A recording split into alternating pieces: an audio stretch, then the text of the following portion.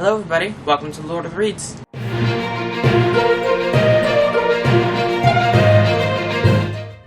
In today's video, I'm going to be doing the Greek Gods book tag. I used to really enjoy reading about Greek gods and learning about Greek mythology and all that, and I still do. And when I saw this tag, I'm like, I have to do this. So, in essence, this tag is, it will give you the name of a Greek god and then ask you a question that you have to fulfill with a book title. And I don't know who created this tag, but I will find out and they will be in the description. So, you can check out the original. And with that, I think we can go ahead and get into the questions. First is Zeus, King of the Gods, and the question is your favorite book. This is easy and should come as no surprise to anyone. This is The Lord of the Rings by J.R.R. Tolkien. This is by far my favorite book that I've ever read. If you don't know what this book is about, let me explain it to you. The first thing that you need to know about this series is that it's the most magical series you'll ever read. Second, it follows a hobbit, and his uncle gave him, Frodo, being the character's name, his uncle gave Frodo a ring. And he finds out that it is a magical ring that, if it's taken or it's received by a certain person, he will use it to destroy the world. And he has to destroy the ring or figure out how to use it. And both those options are extremely dangerous, and he has to figure out how to do that. This is just my favorite series, favorite book that I've ever read. I love it. The way that the magic is presented, it's a fairly complex world.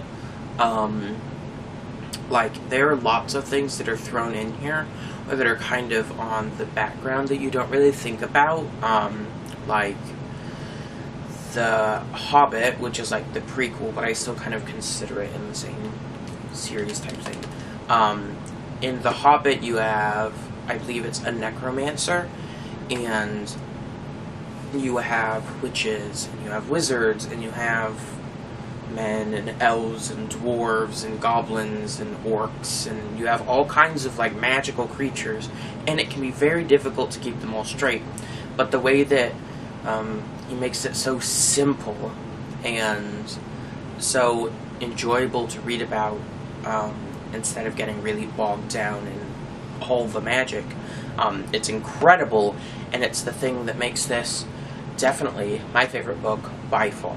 Question 2 is Hera, Queen of the Gods, and this is strong female character. I have 3 for this, all within the same book. A Court of Wings and Ruin by Sarah J. Maas. There are 3 main characters in here, female characters. Hera, the main character. Mor, which is her friend and Ryzan's cousin, and then Amren, who is another one of her friends. So, definitely 3 very strong female characters. We have all of them that were very beneficial in the war that may or may not happen in this book. But yes, so they all help in very significant ways to make sure that the outcome of this book is a good one. I would really recommend reading it. All the characters are amazing, but those 3 specifically, spectacular, and very much so would recommend. 3 is Janus, God of Beginnings, and the question is your favorite debut. This should also come as no surprise. This would have to be, for me, Shadow and Bone by Leigh Bardugo. Shadow and Bone was Leigh Bardugo's debut novel, and it is spectacular.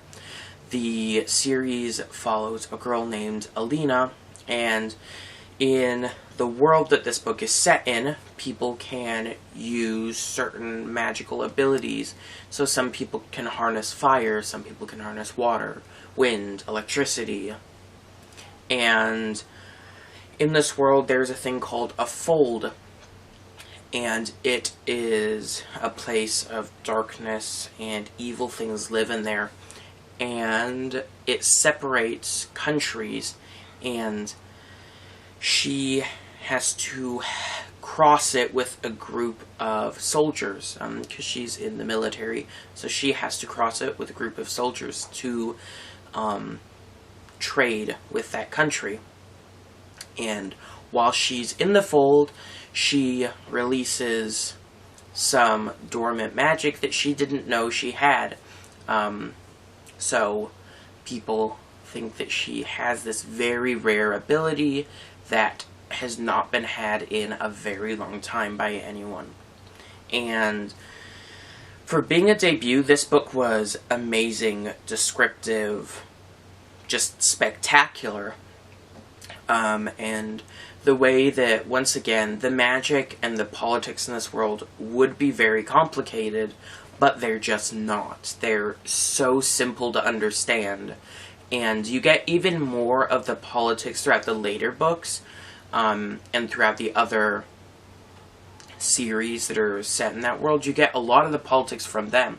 But even the first book, you have very clear politics and like political plots that are going on, and the magic that would otherwise be complicated is just so simple to understand, and it just enhances the world and makes it amazing. And the way that the characters have to learn how to live in this different setting, because one of my favorite things that happens in books is you have a person that's not royalty, or is not rich, or they're just a common person, and they have to live in, like, royalty. It's one of my favorite things in a book, and this book had it, and it was done wonderfully to where you could very clearly tell what the characters were thinking and how they felt about it, and just the things that they had to overcome and how they were going to do that. It was just wonderfully done, and definitely my favorite debut novel. 4 is Athena, Goddess of Wisdom, and the question is, what is your favorite nonfiction book? For this, I'm going to go with The Enchiridion, which is a collection of notes written by one of Epictetus's students, and it's notes on Epictetus's lectures. The Enchiridion literally translate into English as being the handbook, which was exactly what it was written as being. The Enchiridion was written as a handbook on how to live life with a philosophical take, and it's written as like a collection of quotes, just like a short collection of quotes, and it's really inspirational to read, and looking at it and how it applies to your life. It's definitely a very interesting, very thought-provoking, and something that I would definitely recommend because it's very interesting to read about, and definitely one of my favorite nonfictions. 5 is Aphrodite, Goddess of Love, and the question is a book that you adore and recommend everyone read. This would definitely have to be The False Prince by Jennifer A. Nielsen. This is a fantasy series that I read early on in the year, and it was amazing. I didn't expect to love it as much as I did, but it was amazing. So it follows a boy named Sage, and he is taken from the orphanage that he lives in by a man. And this man has collected a few children from different orphanages, and they're all boys around the same age. And we learned that his plot is to take one of these boys and train them to be the prince of the kingdom, because the prince of the kingdom went missing, and he would be about the age of these boys. So he wants to present one of them as being the long-lost prince, so that he will become king, and he can rule in the as a puppeteer, and he can rule through them.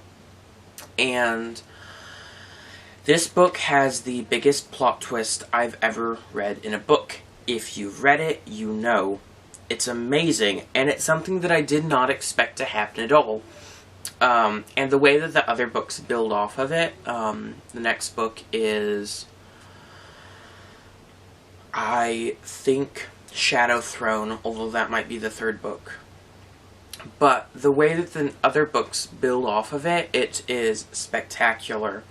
And the things that he has to endure, and the friends that he makes, and the enemies that he makes, and the lover that he finds, is super interesting throughout the book. Like, all the secrets that are kept from the reader, and the secrets that are kept from the characters, and you learning those along with them, and learning surprises that you didn't even know were supposed to be there. But it's just spectacular the way that that's presented, and the way that you learn it with the characters is just amazing.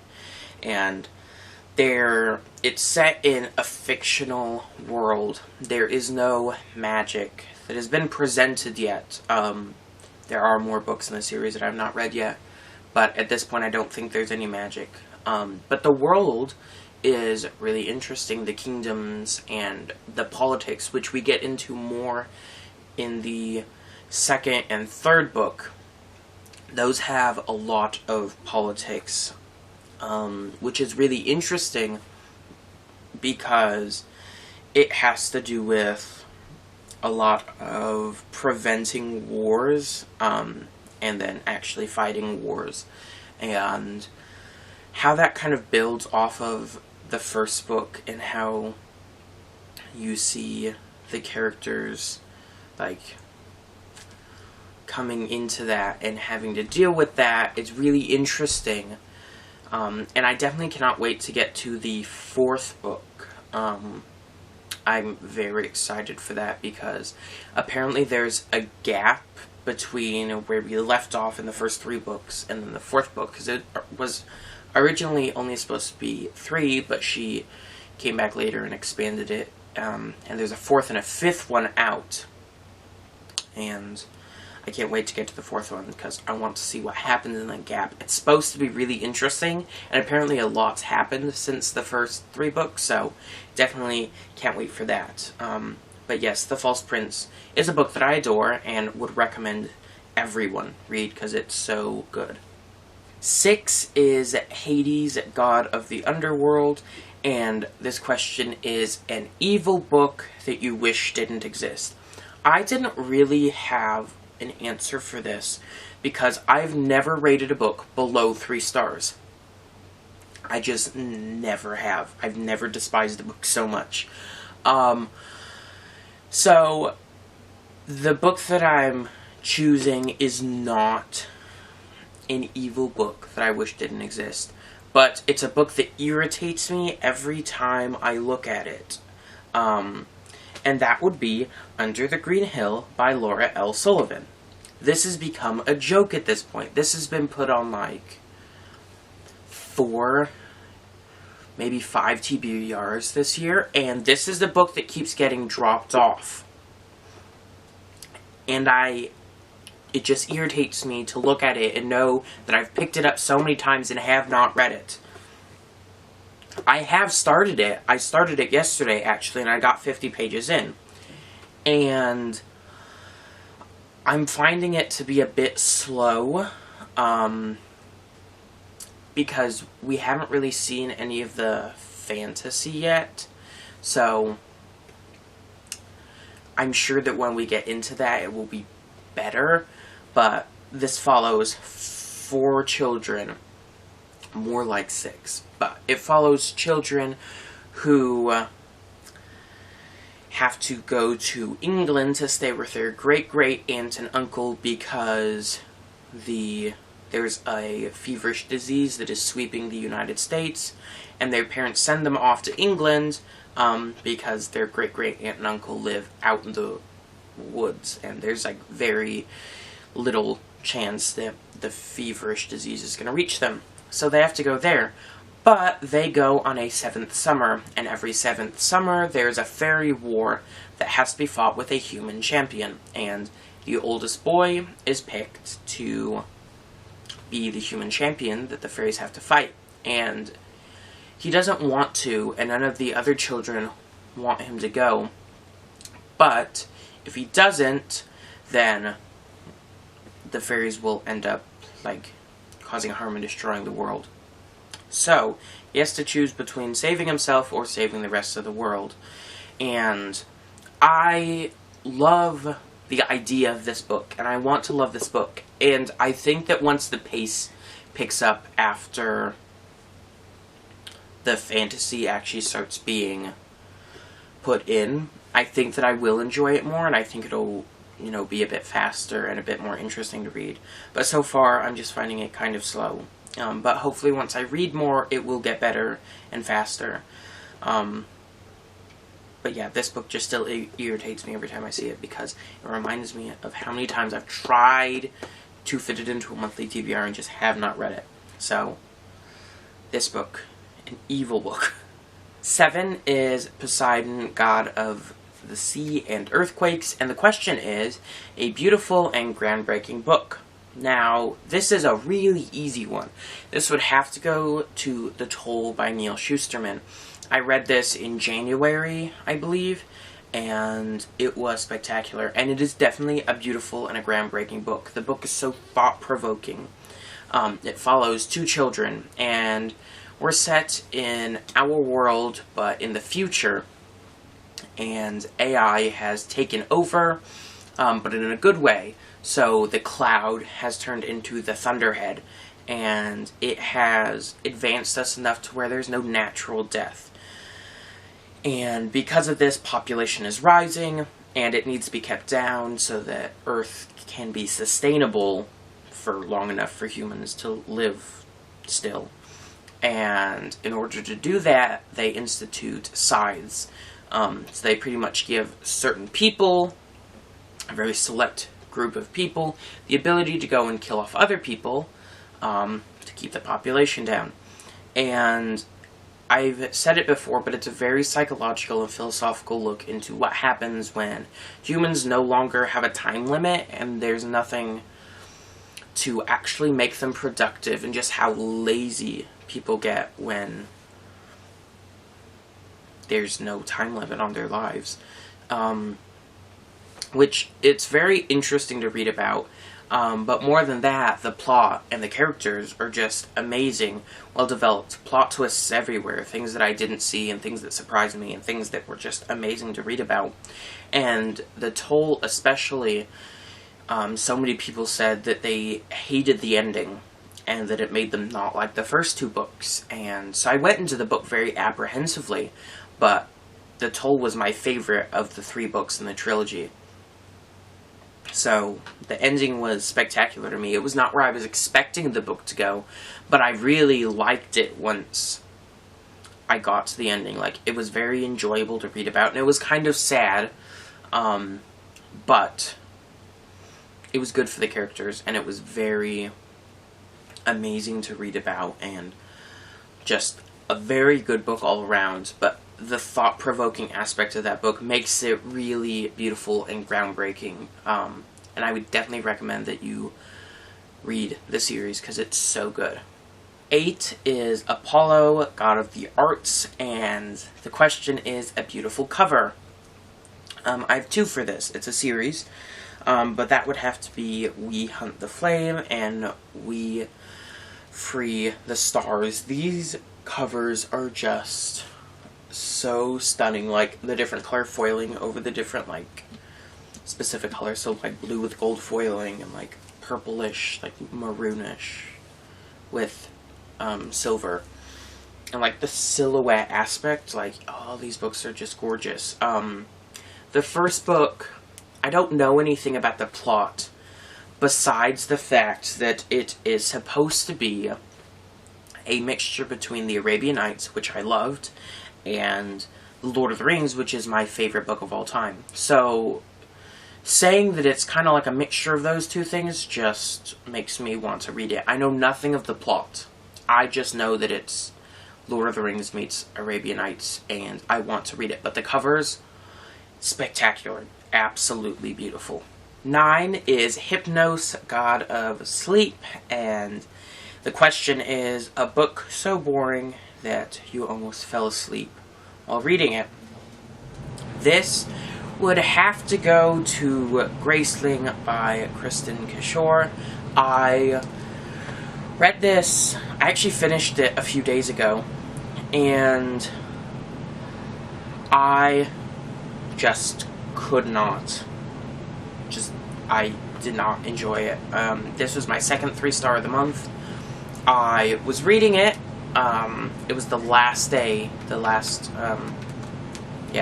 day that I was reading it, and I picked it up and I read for like 15 minutes, and then I had to put it down because it just made me so tired. And I took a nap right after putting this down because it just made me so tired. I did not enjoy the plot.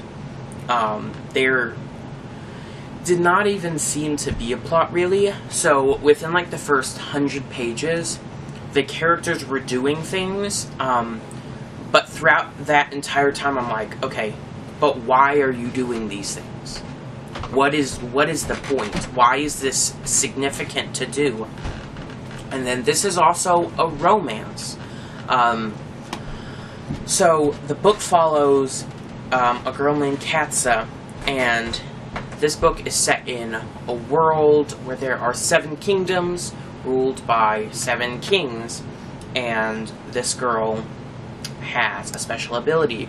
So people called Gracelings are born with graces, and this means that they have a special skill at something.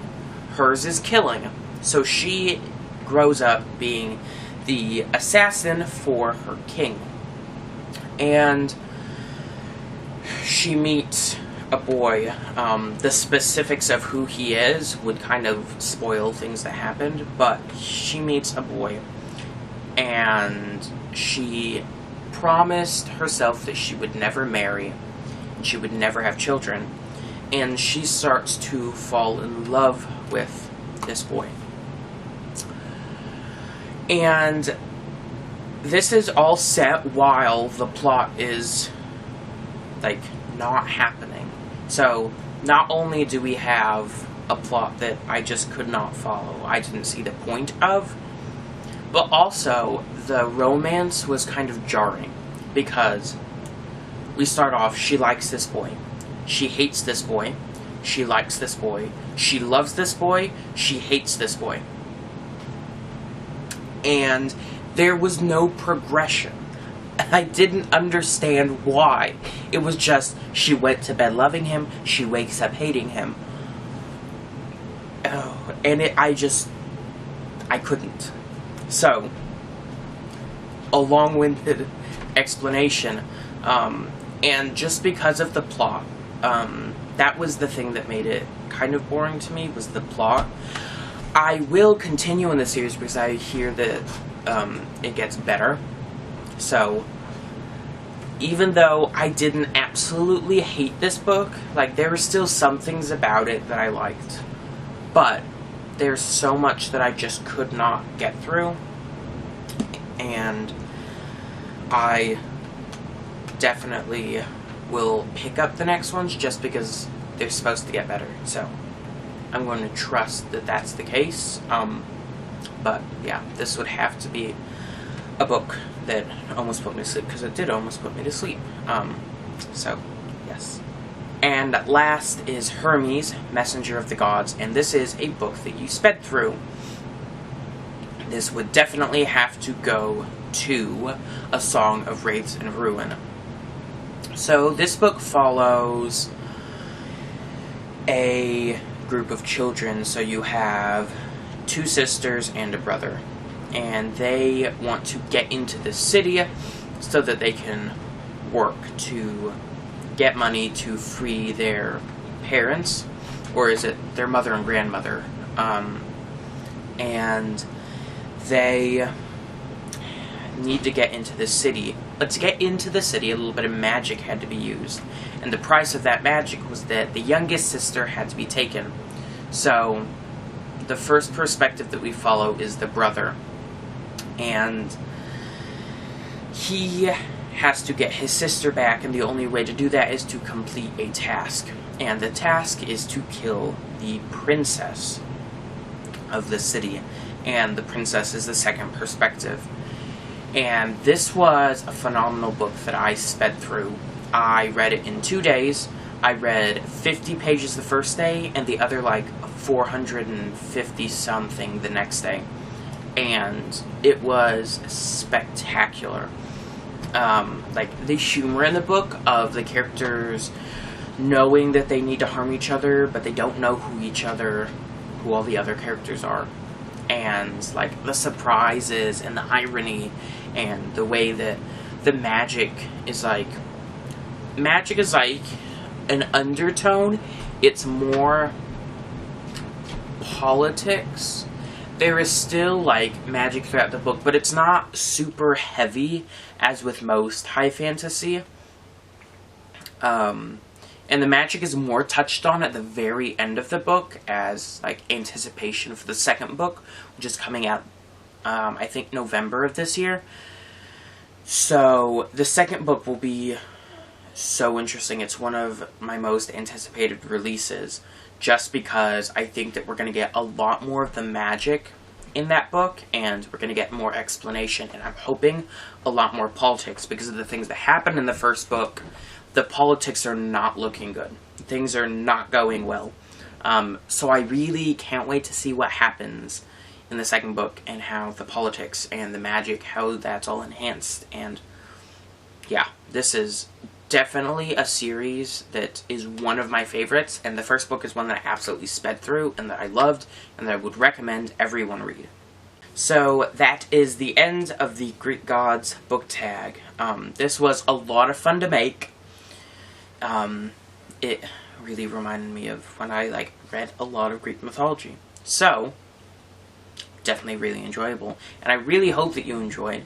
If you did, please don't forget to like and subscribe, and let me know your answer to the first question, your favorite book, because I'd be really curious to know. And with that, I will see you in my next video. Bye!